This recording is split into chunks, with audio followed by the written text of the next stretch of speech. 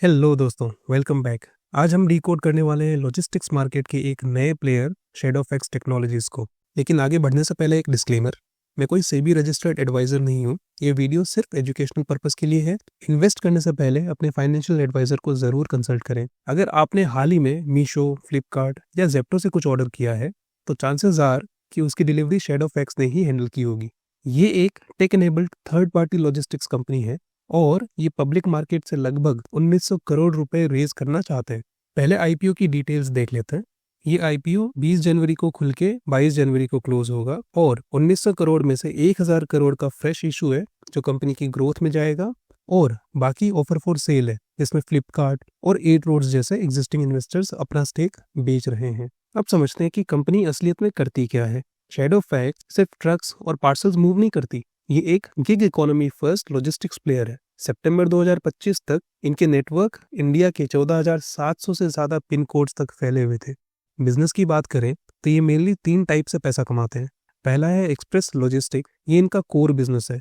Basically ये लोग e commerce platforms के लिए पार्सल्स डिलीवर करते हैं, यहीं से इनका 69% रेवेन्यू आता है। दूसरा है हाइपर लोकल, ये फास्ट ग्रोइंग सेगमेंट है जैसे जेप्टो और ब्लिंकिट की क्विक कॉमर्स डिलीवरीज, यहाँ से इनका 20% रेवेन्यू आता है। और तीसरा है रिवर्स लॉजिस्टिक्स, यानी कि जो आप ऑनलाइन ऑर्डर्स रिटर्न करते हो उनकी हैंडलिंग। ये क्लेम करते हैं कि ये इंडिया के सबसे बड़े प्लेयर है इस सेगमेंट में।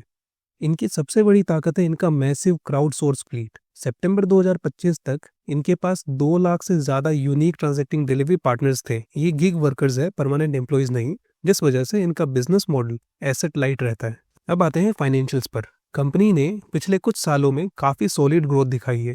रेवेन्यू की बात करें तो FY23 में 1400 करोड़ के आसपास था, FY24 में 1800 करोड़ के पार चला गया और FY25 में 2500 करोड़ के काफी क्लोज आ गया था। और FY26 के पहले 6 महीनों में इन्होंने ऑलरेडी 1800 करोड़ से ज्यादा का रेवेन्यू बुक कर लिया है। प्रॉफिटेबिलिटी की बात करें तो FY23 में कंपनी को 142 करोड़ का लॉस था, FY24 में ये लॉस कम होकर 12 करोड़ रह गया और FY25 में कंपनी फाइनली प्रॉफिटेबल बन गई थी। FY26 की फर्स्ट हाफ में ये प्रॉफिट बढ़कर 21 करोड़ पहुंच गया है। अब देखते हैं कि कंपनी को पैसा क्यों चाहिए। जो 1000 करोड़ का फ्रेश कैपिटल आ रहा है उसमें से 423 करोड़ अपने इंफ्रास्ट्रक्चर को बिल्ड करने में और ऑटोमेटेड सॉर्टिंग सेंटर्स बनाने के लिए यूज करेंगे। 138 करोड़ नए सेंटर्स के लीज पेमेंट्स के लिए यूज करेंगे। 88 करोड़ ब्रांडिंग और मार्केटिंग में यूज करेंगे। बाकी का पैसा नॉर्मल बिजनेस के लिए और पोटेंशियल एक्विजिशंस में यूज करेंगे। लेकिन किसी भी आईपीओ में इन्वेस्ट करने से पहले रिस्क देखना बहुत ज़रूरी है। इनके आरएसपी के हिसाब से इनके बिजनेस में 3 मेजर रिस्क है। इनका 74% रेवेन्यू टॉप 5 क्लाइंट से ही आता है। इनफैक्ट इनका जो सबसे बड़ा क्लाइंट है जो आरएसपी में डिस्क्लोज नहीं किया गया है लेकिन डिस्क्रिप्शन के हिसाब से मीशो या फ्लिपकार्ट हो सकता है, वो अकेले 49% रेवेन्यू कंट्रीब्यूट करता है।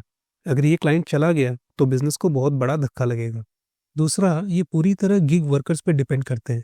इनके साथ कोई एक्सक्लूसिव कॉन्ट्रैक्ट नहीं होता। अगर राइडर स्ट्राइक पे गए या किसी कंपेटिटर के पास चले गए तो ऑपरेशंस रुक सकते हैं। और तीसरा रिस्क है इनका कंपटीशन, जो है डिलीवरी, ब्लू डार्ट और ई कॉम एक्सप्रेस जैसे जायंट्स, जिसकी वजह से इन पे प्राइसिंग प्रेशर काफ़ी ज़्यादा रहता है। तो दोस्तों, ये था शैडोफैक्स आईपीओ का एनालिसिस। मैं आपको बाय या सेल की एडवाइस तो नहीं दे सकता, लेकिन इतना ज़रूर बोलूँगा कि आप इसके आरएसपी को अच्छे से पढ़ें, उसमें बहुत सारी इंटरेस्टिंग डिटेल्स रहती है। ओके, वीडियो पसंद आया तो सब्सक्राइब ज़रूर करना। मिलते हैं अगले वीडियो में।